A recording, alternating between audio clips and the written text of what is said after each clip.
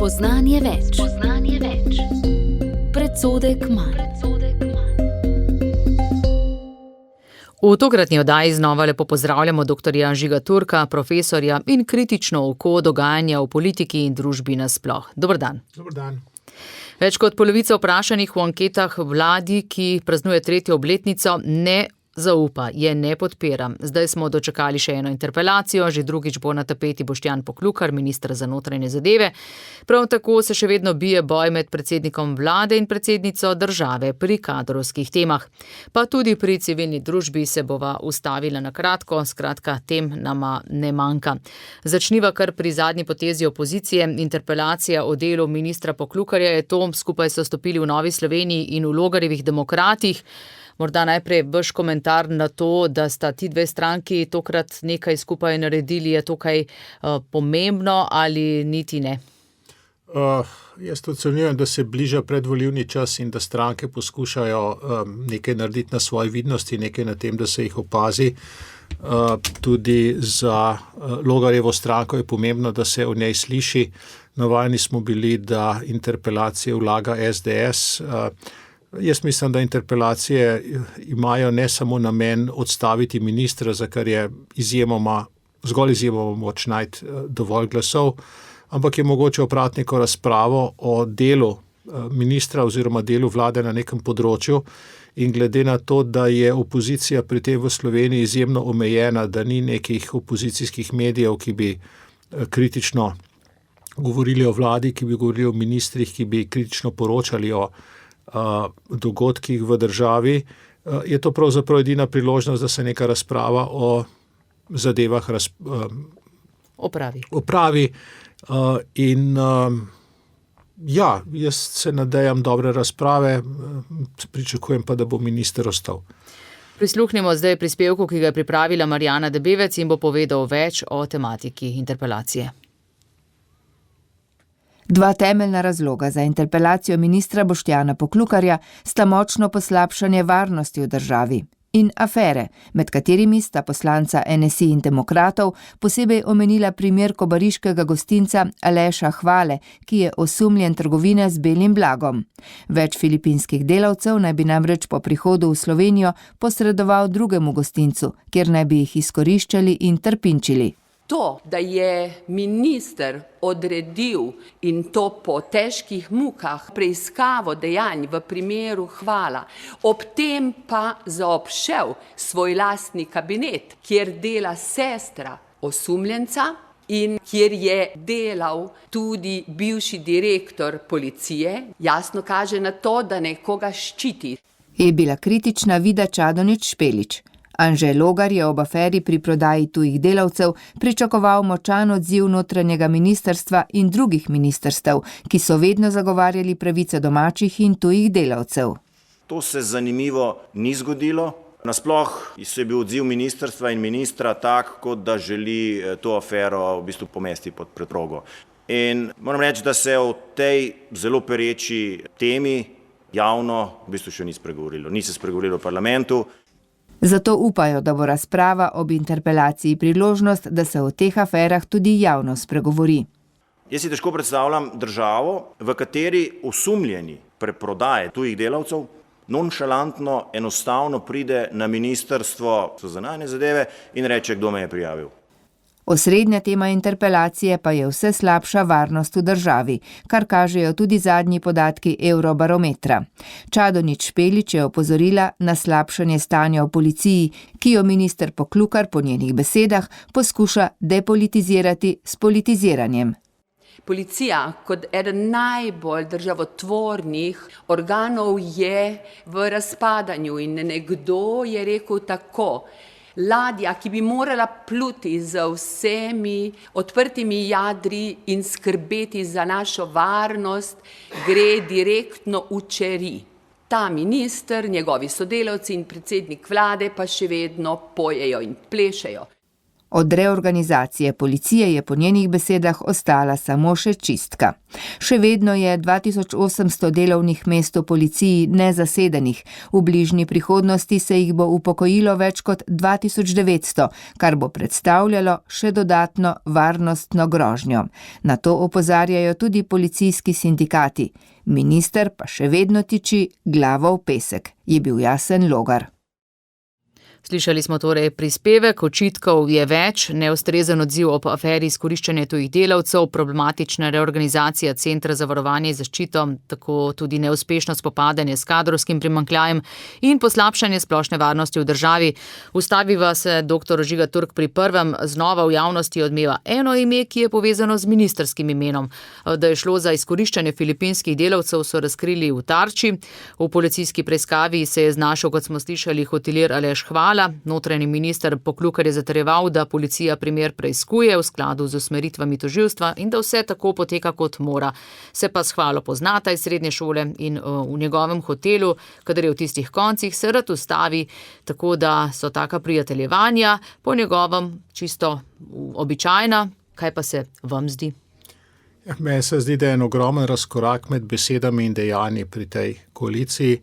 Zdi se mi, da oziroma da je ta koalicija kadrovala ministre z, kako naj temu rečem, nenavadnimi prijatelji.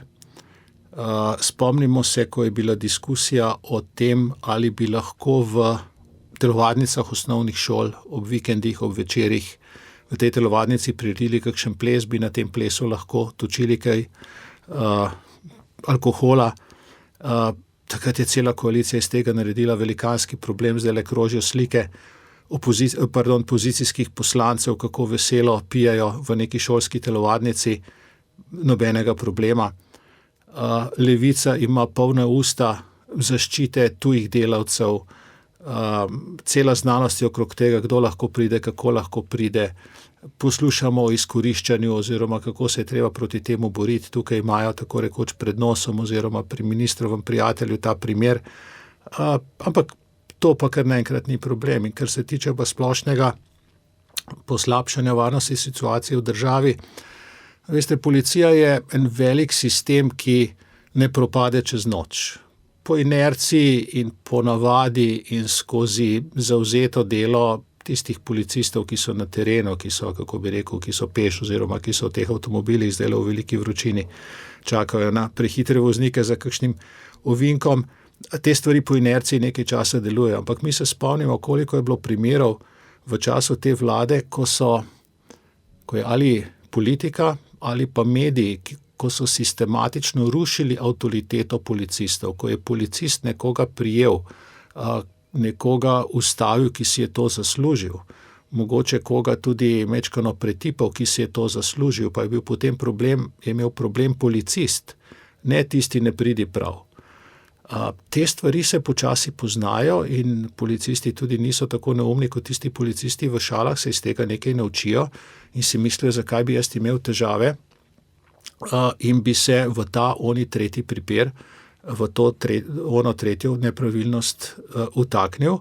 Počasi to tudi ljudje spoznajo, da je to tako in se dogaja če dalje več, neprijetnih situacij vse povsod.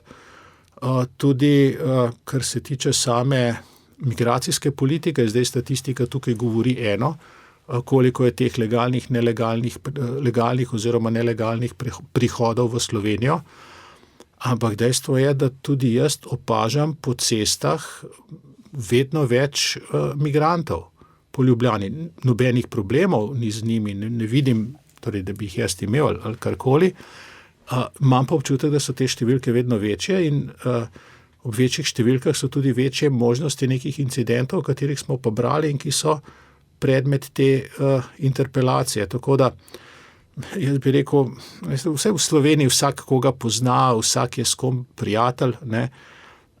Samo po sebi ni s tem nič narobe, ampak če se pa nekaj takega politiku zgodi, da njegov prijatelj od politika je v naskrižju z zakonom, je pa edino dostojno za tega politika, da je pravzaprav še ostrejši do tega svojega kolega oziroma da je država do take osebe še ostrejša, kot bi bila sicer, ravno zaradi nekega videza nepristranskosti. Ker če se bo pri ljudeh enkrat udomačilo, sej od ministra prijatelj lahko, potem lahko pa tudi jaz. Ne? Od ministra prijatelj lahko to, jaz lahko pa to. In na ta način se počasi nek s težavo ustvarjen red, ki nekako samega sebe kripi, samega sebe vzdržuje, se začne rušiti. In tega si ne želimo. Ne? Rekli ste nenavadni prijatelji, da ima tudi premier kakšnega takega, se je pokazalo, celo KPK je zmotilo prijateljevanje oziroma dopustovanje premierja pri Tomažu Subotiću. Lahko bi rekli, da gre po eni strani za javno opozorilo premierju ali samo za neko navidezno prikazovanje, da se simpatije do premierja izgubljajo. Kaj bi rekli, ta poteza KPK-ja vas je presenetila?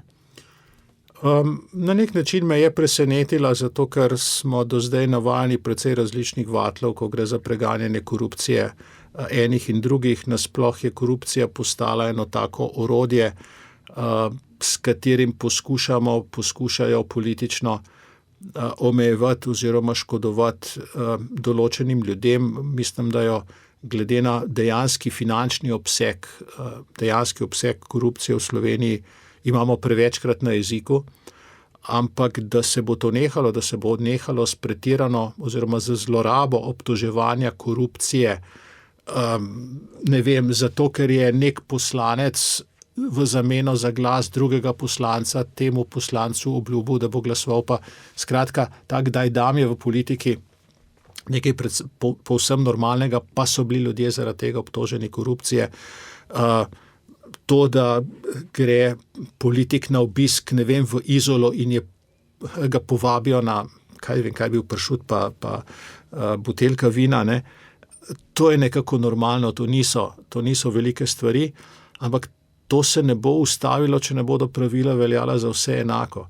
In zato je v tem kontekstu pravilno, da Komisija za preprečevanje korupcije preganja tudi Roberta Goloba, čeprav je to en tak inkvizicijski organ, ki ga res uporabljajo za to, da bi onemogočali politično tiste, ki so se na nek način zamirili oziroma ki jim je treba pokazati, da pa niso, rekel, vsega sta veliko žlico pojedli, ki pa niso na vrhu sveta, na vrhu piramide, niso vsemogočni.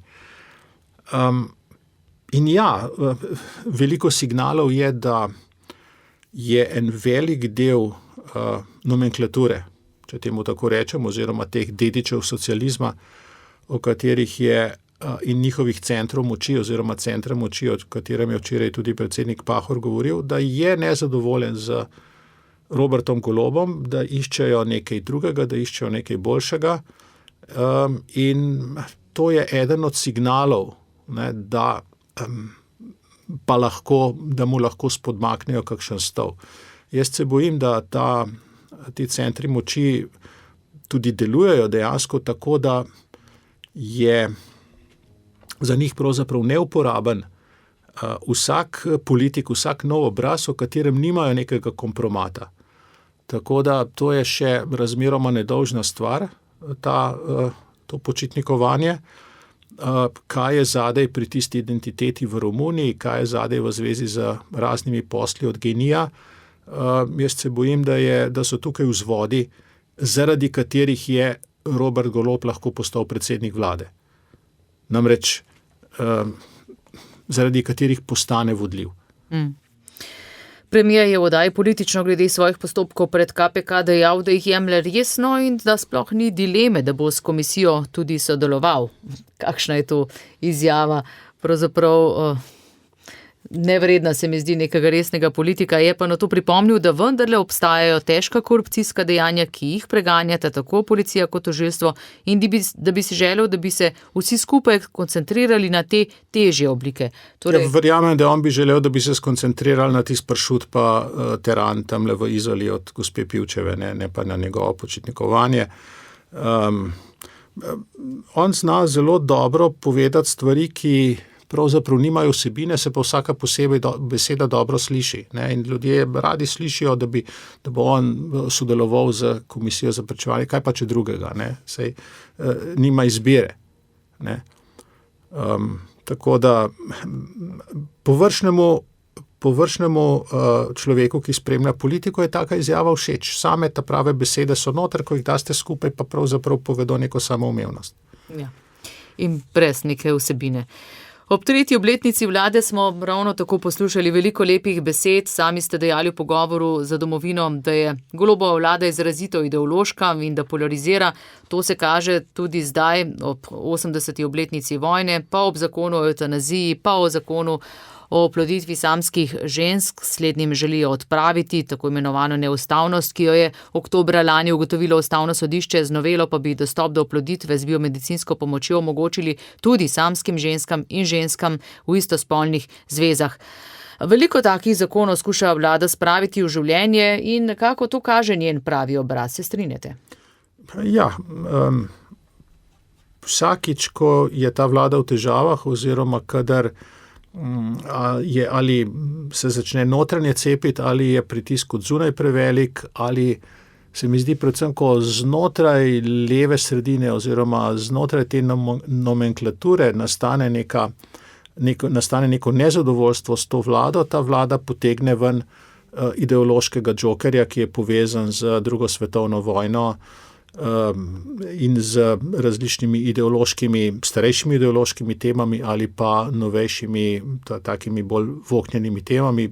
Tudi ena taka tema, s katero preusmerja pozornost iz svojih domačih težav, je recimo Gaza, s katero se slovenska vlada in slovenski mediji neproporcionalno veliko ukvarjajo, vse v primerjavi z državami, kjer imajo vlade za to, da rešujejo njihove notranje probleme. To je povezano s tem, da seveda največja vladna stranka nima svoje ideologije, nima nekih svojih vrednot. Oni bodo seveda rekli, da jih imajo, ampak na noben resen ideološki temelj se ne morejo postaviti. Edini, ki tak temelj imajo v tej vladi, so Levica, zelo radikalen temelj, pa majčkeno manj radikalen oziroma v lepšo retoriko oblečen. Praktično isti temelj ima stranka SD. In vsakič, ko se pojavi neka ideološka, vsebinska, idejna praznina, jo zapolni Levica oziroma so z Levice pa sposobni prinesti neko temo na mizo, ki zaposli vlado, ki zaposli opozicijo, zaradi katere nastane nek kraval, zaradi katere nastaja na nek način tudi družbena škoda oziroma škoda za stanje duha v tej državi, ampak od nekih realnih problemov, od realnih težav, od reševanja, nizkega obsega tujih investicij, nezanimivosti Slovenije kot destinacije za kapital, nizke rasti produktivnosti, razkoraka med produktivnostjo in plačami, mankom v pokojninski blagajni, mankom v zdravstveni blagajni, ne. Vsi ti problemi so težki, terjajo rešitve, zaradi katerih se tudi kdo na levi z vlado ne bo strinjal oziroma so kakorkoli kontroverzne, ne samo na polju, partizani, domobranci, ampak tudi kako drugače. Vlada se s temu izogne in vrže potem neko tako pasjo bombico. Majčkeno jim tega zmanjkuje, ampak se pa še vedno razmeroma redno to dogaja in zaradi tega čisto nič boljše ne živimo. Nekaj časa je medijski kraval, nekaj časa smo zaposleni s tem, nekaj časa hrčki tisto kolo vrtijo okrog teh problemov, ki ste jih našteli. Niso pa to bistveni problemi te države in ni to tisto, zaradi česar vlado imamo.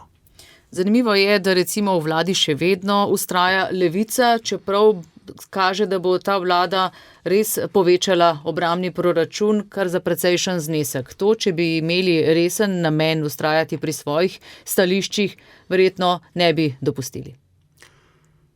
No, jaz mislim, da je Levica vseeno ocenila, da s tem, ko je v vladi in s tem, ko prihaja na vlado z ideološkimi, z protitržnimi, z protizahodnimi, z protikapitalističnimi potezami. In moram reči tukaj, ko rečem protikapitalističen, jemljem kapitalizem kot nekaj pozitivnega, ker je, Slovence to udari po ušesu in se jim zdi beseda majčkeno boljša po zvenu od nekega fašizma ali pa česa takega. Ampak To je sistem, zaradi katerega ljudje živijo boljše. Na Kitajskem, v Vietnamu, na Poljskem, povsod, kjer so to sprejeli, jim gre dobro. Skratka, preveč prostora odpira ta vlada, torej preveč glasov skozi to vlado in skozi Svobodo dobiva neka marginalna skrajno leva stranka, kot je Levica, ki ima, ne vem, komaj zdajle bi se uvrstili v parlament, minimalno število poslancev imajo, ne vemo, če bodo v naslednjem parlamentu, ampak imajo pa, po moje, 70% ideološke agende te vlade za seboj in oni ropotajo proti oboroževanju, dajo nekaj izjav, prikloni se jim predsednik vlade z smešnim na en način, na drug način z nespodobnim zavajanjem, češ mi bomo svojo vojaško odpornost gradili tudi tako, da bomo vlagali in potem v karkoli pač vlagamo, bomo to prikazali kot vojaški izdatek. Ne, so bile ideje, če mi izboljšamo avtoceste, če izboljšamo železniško strukturo skozi Slovenijo, to bo omogočalo vojaške transporte oziroma bo skozi to Slovenija nek prispevek dala k obrambni strategiji. Veste, če bo treba vojaške premike po slovenskih cestah in železnicah narediti, bodo pač takrat šli po teh cestah in železnicah samo vojaški transporti, bodo pač tisti, ki se v Ljubljano vozijo ta čas, ostali doma in za vojaški transport so te naše kapacitete ustrezne. Ne. Skratka, če se malo pohecamo, ne, vlada bi bila sposobna tudi tiste padle dodatke oziroma priboljške k pokojninam zaslužnih kulturnikov prikazati kot obrambni dodatek. Češ Slovenija se je ohranila skozi stoletja na podlagi kulture in seveda, če dajemo kulturi več denarja, s tem krepimo obrambno sposobnost. Ne, to je smešno, to je na nek način žaljivo do NATO in jaz bi razumel, da bi nas zelo grdo gledali. Morda bi padla tudi kakšna ideja, da nas bi iz NATO enostavno vrgli, kar pa je konec koncev odkriti cilj Levice. Se mi zdi intimno, tudi en velik del Svobode razmišlja tako, ampak da bi se lahko gibali v evropskih krogih, da bi se lahko fotografirali z evropskimi voditelji, tega ne smejo naravnost reči, zato so njihove besede glede tega nekoliko bolj mehke. Ne.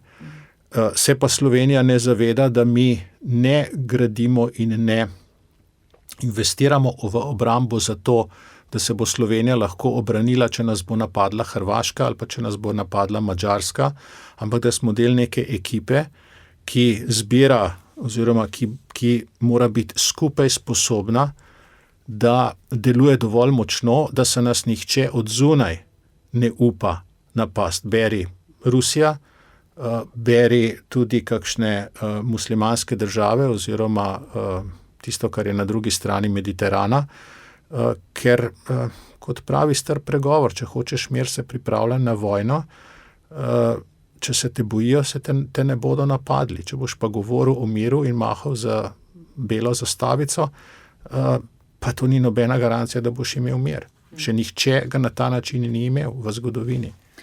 Uvodoma sem omenila tudi, da bova spregovorila o tem, da predsednik vlade in predsednica ostajata na ločenih bregovih, tako še kar čakamo na guvernerja, varuha človekovih pravic, pa še kje se zna zaplesti. Oba imata tudi težavo s pojavljanjem na mednarodnem parketu. Nista ravno mojstrsko izvedla dosedanjih protokolarnih zadev v tujini. Lahko rečemo, da smo se kar usmešili. Odvisno, kaj je cilj. Ne? Če je cilj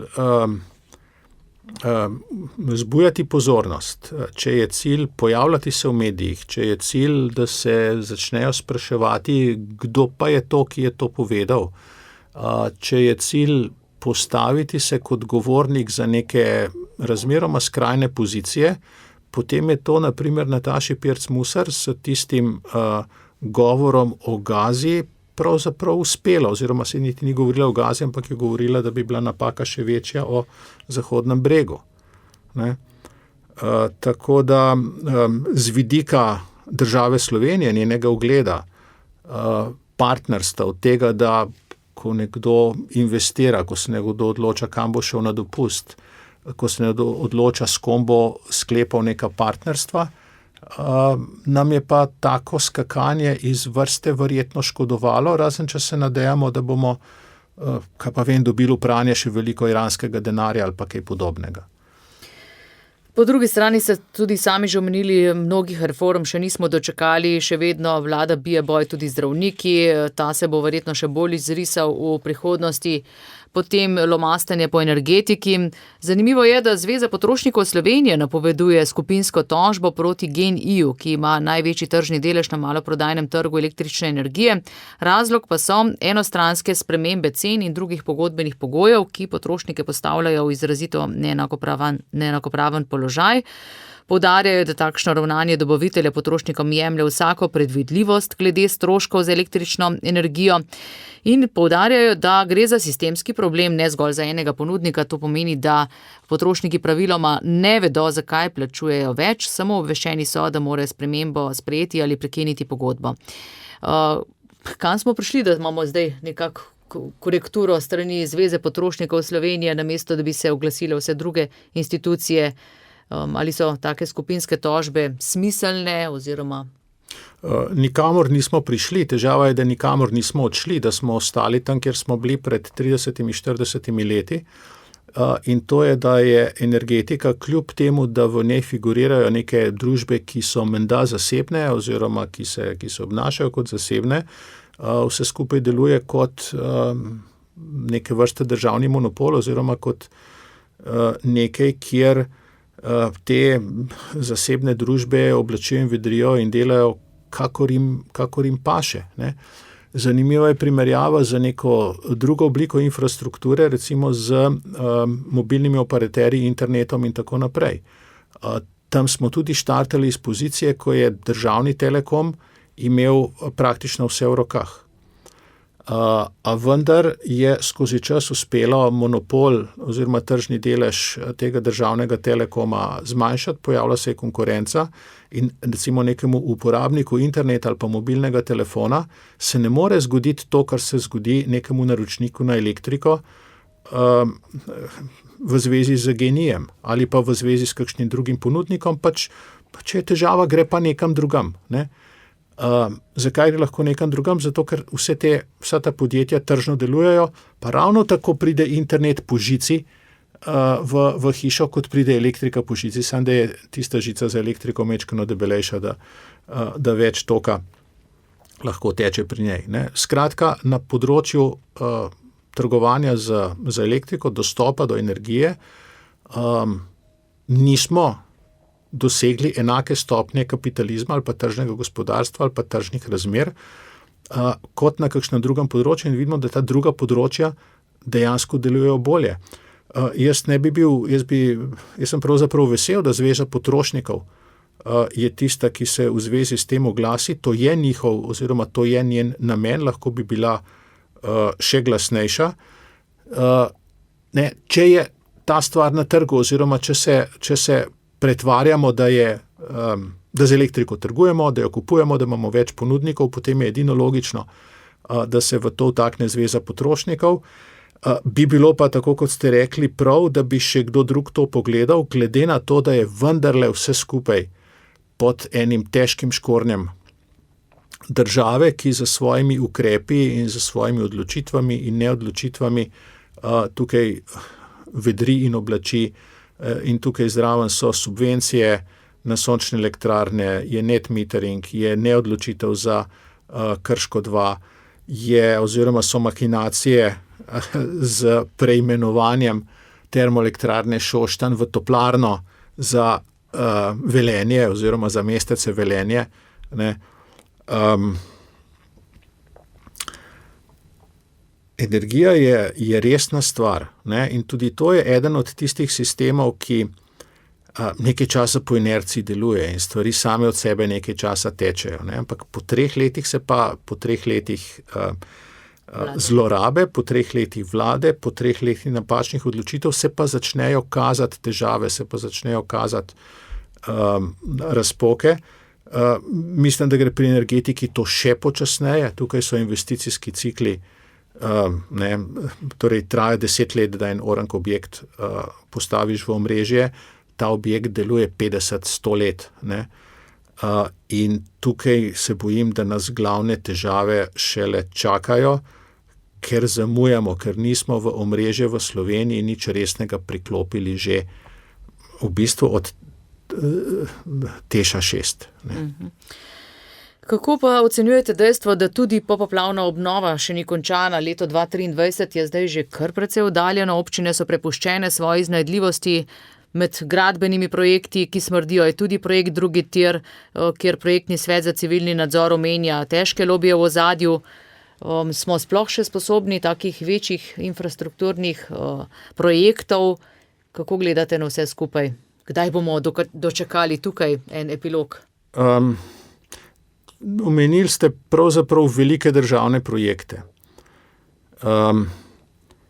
In seveda se ti državni projekti usmrdijo v okolju, kjer v državi ni prepiha, kjer v državi ni kontrole. Najboljša kontrola je ne samo, da opozicija gleda pod prste poziciji in da je nekdo ves čas opozicija, nekdo drug pa ves čas pozicija, ampak najboljša kontrola je menjavanje oblasti, kjer za nazaj ugotavljaš lumparije nekoga prejšnjega oziroma nekdo, ki je na oblasti, ki deli denar, ki odloča o investicijah, se zaveda, da ne bo večen, da za njim pride nekdo drug, ki bo mogoče neke lumparije našel oziroma se bodo izkazale. Tega v Sloveniji realno pravzaprav ni, nekega realnega menjavanja dveh polov na oblasti ni, imamo na oblasti v glavnem dediče prejšnjega režima z nekimi intermeci s strani novih strank oziroma s strani naslednic pomladnih strank. In to je za nek učinkovit nadzor nad vsemi vrstami javnih investicij bistveno premalo.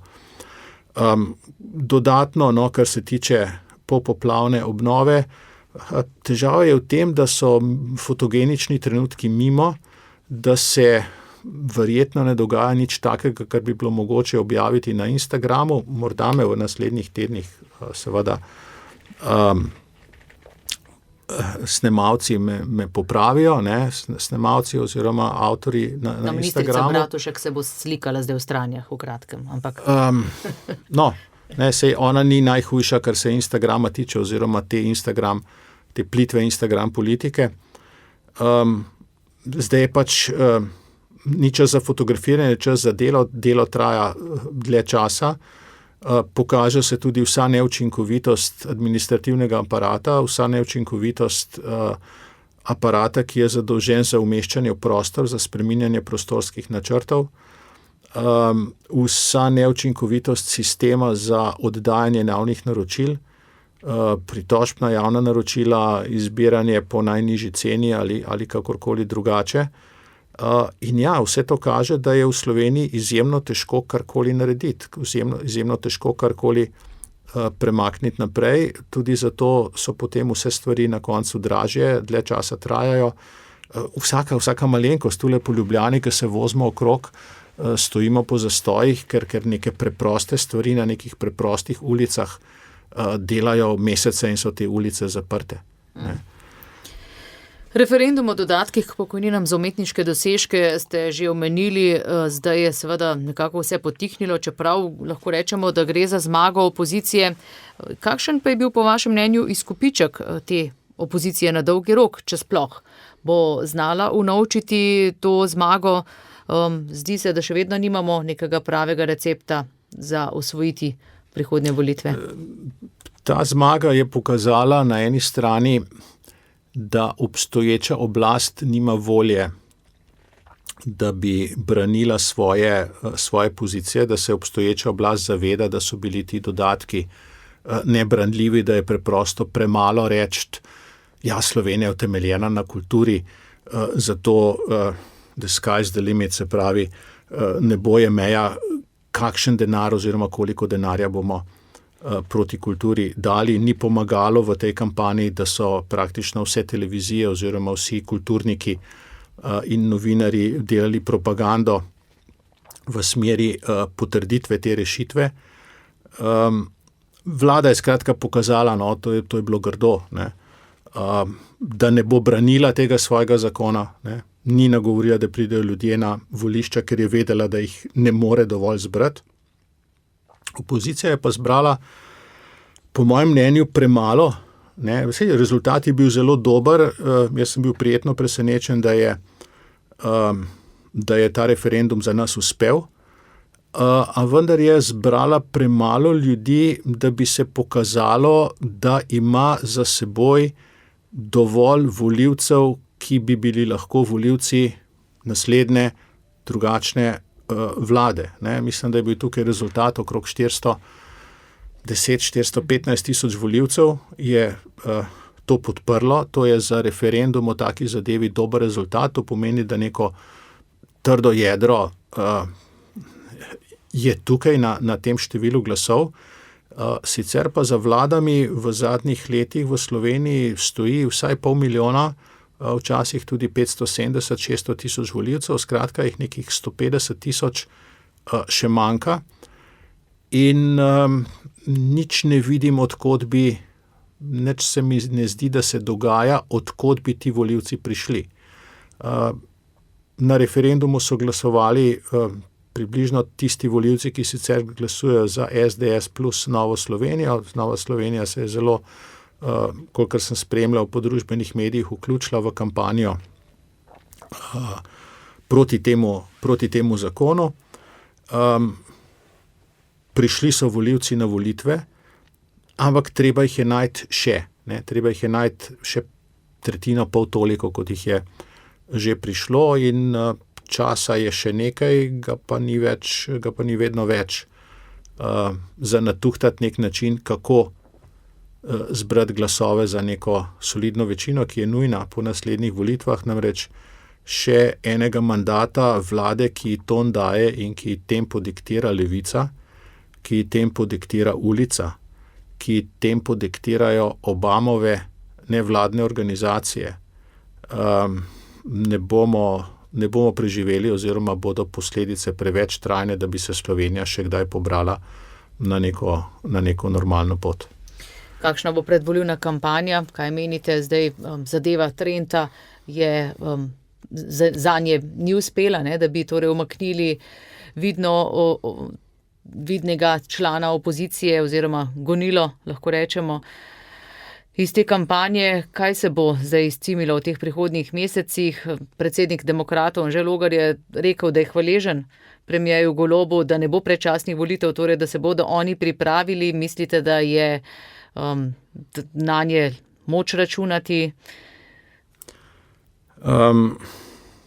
Tako je, prihodnje volitve je mogoče spostaviti kot spopad desnega in levega pola oziroma spopad desnice pod vodstvom SDS-a proti obstoječi koaliciji pod vodstvom Goloba.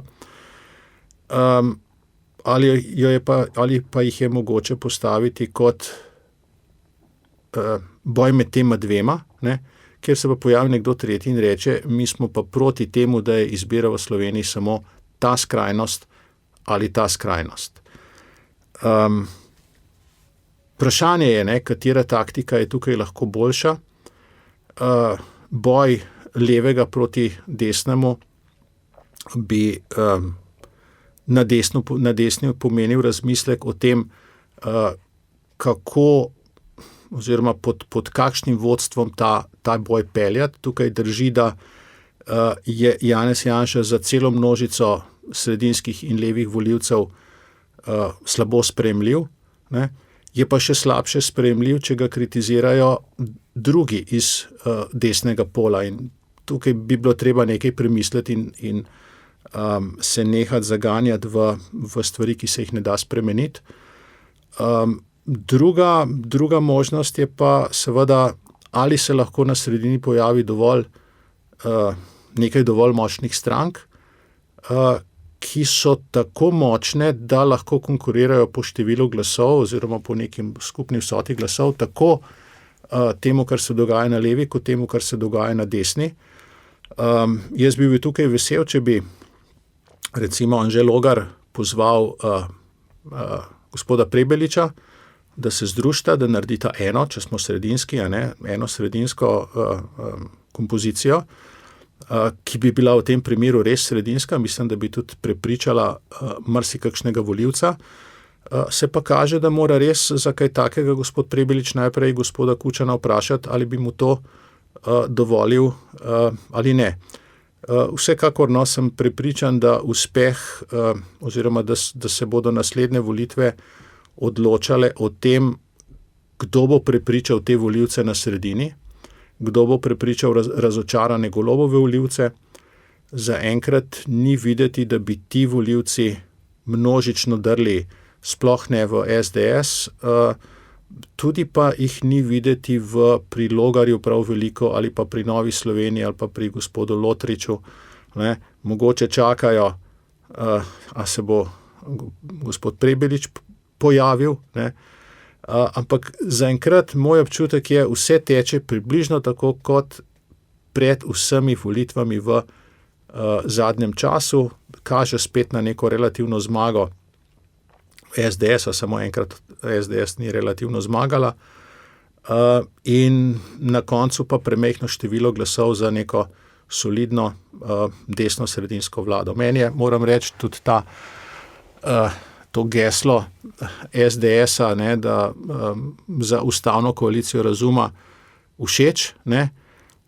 Vidim pa veliko težavo, kje pa zbrati, ustavna koalicija je pa še čez 45 glasov, ne, je pa še 15, potem do 60, in ne vidim recepta, ne vidim trenutno dogodkov, ki bi vodili k temu, da bi se to zgodilo. Jaz vidim kako bi rekel, to Janševo trditev, da oni gredo sami, da oni so v koaliciji z slovenskimi volivci, kot poziv, naj se vendar ta sredina organizira in vzpostavi kot ena močna protivtež. Skratka, ne, SDS ne sili, ne vabi, ne kliče teh desno-sredinskih strank v koalicijo z njimi, ne, ampak jim prepušča ta sredinski prostor in če bi uspela v tem sredinskem prostoru najti približno toliko poslancev, kot jih bo imela SDS, potem res lahko pride do ene solidne vlade, ki bo v Sloveniji kaj spremenila. Jaz sem pesimist, ampak sem potem včasih prijetno presenečen nad dogodki. Ja, dejal je, da nikogar ne izključujejo, ampak hkrati pa postavlja dva pogoja za sodelovanje. Ja, saj ta dva pogoja sta zelo razumna, logična, normalna. Ampak za marsikoga nesprejemljiva. Za marsikoga nesprejemljiva. Ne bi bilo pa narobe, če bi v Sloveniji spet enkrat imeli volitve, kjer bi se odločali o tem, ali smo za neuvrščene socializem Jugoslavijo, ali smo za samostojno Slovenijo, tržno gospodarstvo, svobodo, Zahod, NATO, Evropsko unijo. To v bistvu je odločitev na vsakih volitvah, na prejšnjih volitvah seveda ni bilo to postavljeno na ta način, zato da so lahko pripeljali toliko in toliko nepoučenih volivcev v svoj tabor. Ampak na koncu se izkaže prav to, ta vlada, o čemer sva prej govorila, z različnimi potezami, od, potovanj zunanje ministrice po raznih neuvrščenih afriških, azijskih državah, za katere večina Slovencev prvič slišala, do ukvarjanja z Gazo, do ukvarjanja s Srbijo, do obnavljanja celega kupa inštitucij oziroma načinov delovanja znotraj Slovenije, ki spominjajo na tisti socialistični čas, na poskuse po ohranjanju javnih sistemov, da bi delovali na način, kot da smo še vedno v socializmu. Saj zato ne delajo, zato zdravstvo, ki ga organizirate tako, kot da je vse v državi državno, ne more funkcionirati, če vse v državi ni državno, ampak če je cel kup zasebnega. To so problemi. Samo da te stvari takrat niso bile javno predstavljene. Takrat smo glasovali, takrat je na zadnjih volitvah so ljudje glasovali pravzaprav, a ste za to, da je konec covida. Ali pa ne. In pač tukaj je nesla prejšnja vlada svojo kožo na prodaj, oziroma se je zamerila ljudem, ker je pač neke nepopularne ukrepe v zvezi s covidom zagovarjala. Je pa v manjši meri to problem sodobne demokracije nasploh, ne, da vlada, ki naj bi naredila nekaj, kar bo dolgoročno za neko državo dobro, je kratkoročno nepopularno. Ne, in ljudje volijo pač vlade, ki jim obljubljajo med in mleko, tudi če ga na koncu ne dostavijo. Ne. Ja, še eden od ukrepov, ki kaže tudi to gledanje nazaj v preteklost pri tej vladi, je recimo novela zakona o vrtcih. Tudi tukaj bi si želeli omejiti zasebno iniciativo, da bi jo bilo čim manj, ne? Podobno kot pri zdravstvu je torej tudi pri šolstvu. Ja, ampak to bi morali postaviti kot točko na volitvah. A ste vi za to, da se vrnemo nazaj v socializem? Ne? In če bodo Slovenci to izglasovali, bomo vsaj vedeli, pri čem smo, ne? Bomo še več ljudi bo Slovenijo zapustilo, ne? Tisti, ki se dnevno vozijo v Avstrijo, bodo razmišljali, če ne bi še v Avstriji si hiše postavili, podjetniki so bili itak, pravzaprav so se stvari izboljšale, ne? Na začetku tega mandata so jih podili z bajoneti v morje, zdaj jih podijo sicer brez bajonetov na Hrvaško, to je napredek, je treba priznati, ampak vsi bomo vedeli, pri čem smo, tudi okolica bo vedela, pri čem je, in bomo pač ena taka čudaška državica, tukaj Venezuela pod Alpami. Škoda bi bilo, ne? Škoda bi bilo, ker Slovenci so podjetni, so pridni, ampak če si izvolimo vlado, ne, ki je proti podjetnosti in ki nagrajuje lenobo, potem pač te naše lastnosti ne bodo prišle do izraza. Lahko omeniva še novelo zakona o RTV-ju, namreč tudi ta pa zanimivo pokaže, da je stopila vlada na žulj celo Društvo novinarjev Slovenije, ki je doslej recimo bilo z ministrico za kulturo v zelo prijateljskih stikih, zdaj pa nekako niso zadovoljni. Kaj menite, kaj pa se je tukaj zgodilo? Zdaj, nisem pravnik in nisem z pravnega vidika stvari preštudiral. Motiv za sprejemanje zakona o RTV-ju bi lahko bil tudi reševanje ustavnega sodišča, ki ni sposobno odgovoriti na neko vprašanje oziroma odločiti v neki tožbi, ki je bila v zvezi z zakonom o RTV pred leti vložena in kjer so z nenačelnim glasovanjem in nenačelno odločitvijo pravzaprav omogočili to politizacijo RTV-ja, ki mu pravijo depolitizacija. In morda, če se zdaj pride nov zakon, potem ustavno sodišče, če se zdaj pa nov zakon, zdaj nam pa tistega sploh ni treba odgovarjati in jih neke zadrege s tem rešijo. Lahko, da gre torej za tako taktično potezo.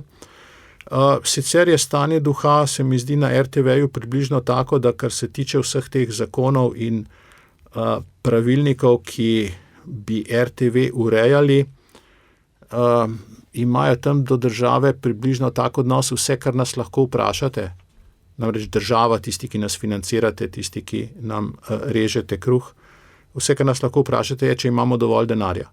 Ne, v nič drugega se nihče ne sme vtakniti. Tako situacijo oziroma tak položaj so si družbeno-politični delavci, ki so tam v službi, oziroma so na informativnem programu v službi, tako situacijo so si zagotovili in odgovor seveda vedno bi bil, da denarja ni dovolj, včasih ga ni dovolj, včasih ga pa res ni dovolj. Ne. Ta javna RTV je ostanek nekih prejšnjih časov. Javne RTV so po Evropi, tudi v ZDA nastale takrat, ko je bilo kapitalsko preprosto prezahtevno postaviti televizijo oziroma postaviti nek sistem, ki bo v eter širil živo sliko. Ne. Danes lahko tako živo sliko jaz naredim iz tega telefona, medtem ko se bom peljal iz tega studia domov. Tehnološko so stvari povsem drugačne. Da bi bil ta javni RTV, tisti pravi vir resnice, ne, sej bi kdo rekel, potrebujemo javne medije zato, da je vsaj nekje nekdo, ki je nepristranski, ampak prav na slovenskem primeru vidimo, da je stvar prav nasprotna, da tako navijaške, na nek način hlapčevske televizije oziroma hlapčevskega medija še nismo imeli. Torej, 2 razloga, ki za silo pijeta vodo, zakaj sploh imeti javni zavod, ne obstajata več. Tako da racionalnih razlogov za obstoj javnega medija, takega, kot ga imamo, ni. Ne. Ampak seveda se mu ta oblast ne bo odpovedala in se bo tudi ukvarjala s tem, kako ga zaščititi pred menjavo oblasti. Saj temu je bil že prejšnji RTV zakon namenjen, da ja ne bi kdorkoli od zunaj mogel, torej naslednja oblast, kakorkoli na javni zavod vplivati. In tisti, ki berejo zdaj to novelo zakona, jih spet predvsem to skrbi, ne? Kako zagotoviti, da oni tam lahko delajo, kar hočejo. Neodgovorni komurkoli oziroma v narekovajih pravijo, da so odgovorni svojim gledalcem. Ne? Jaz sem len, kadar pred televizijo sedim, ne? Ampak zadnje čase se pa potrudim, pa preklopim iz RTV Slovenija na kaj drugega, ker je enostavno preveč primitivna, preveč na prvo žogo, res preveč medena propaganda, no? ki se od tam zdaj v javni prostor širi. Mečkano bi pa ti ljudje vendarle morali dati, ne vem, na svoj novinarski sloves ali karkoli enega spoštovanja. No. Doktor Žiga Turk, proti koncu oddaje greva, morda pa novinarjev sploh ne bomo več potrebovali, glede na to, kako se razvija umetna inteligenca, to je nekako tudi vaša stroka, prisotna je zdaj že na vsakem koraku. Koliko se lahko na njo že zanesemo, koliko vi pobarate, tudi za kakšna vprašanja, v katero smer se vse skupaj razvija? Vas skrbi ali niti ne? Ne, jaz sem nasprotno, ne? Jaz sem tehnološki optimist, se veselim teh dosežkov, tudi veste, zdaj smo pri umetni inteligenci približno tam, kot smo bili pri osebnih računalnikih, takrat, ki je bil DOS, pa pri Windowsih, takrat so bili Windowsi 95, skratka v neki zelo rudimentarni obliki ta orodja imamo. Uporabljamo jih, kako bi rekel, pogovorno, tako kot ko smo bili v DOS-u, nekateri se bodo spomnili, si mogel pač nekaj natipkati, pa ti je računalnik nekaj odgovoril, ne, zdaj pa klikamo z miškami in premikamo stvari sem in tja in nekaj napišemo, pa nam umetna inteligenca nekaj odgovori, to je zdaj to isto stanje. Mi bomo te sisteme videli vgrajene v celo množico orodij, ne samo kot nadomestek recimo Googla ali pa kot nadomestek nekega iskanja virov po internetu, ampak v orodja, ki so vgrajena, ki se uporabljajo v industriji, ki se uporabljajo v gospodarstvu. Ne vem, tukaj so države iz mojega področja, ki z umetno inteligenco pregledujejo gradbena dovoljenja oziroma vloge za gradbena dovoljenja in so skrajšali postopek za 80%. Ne.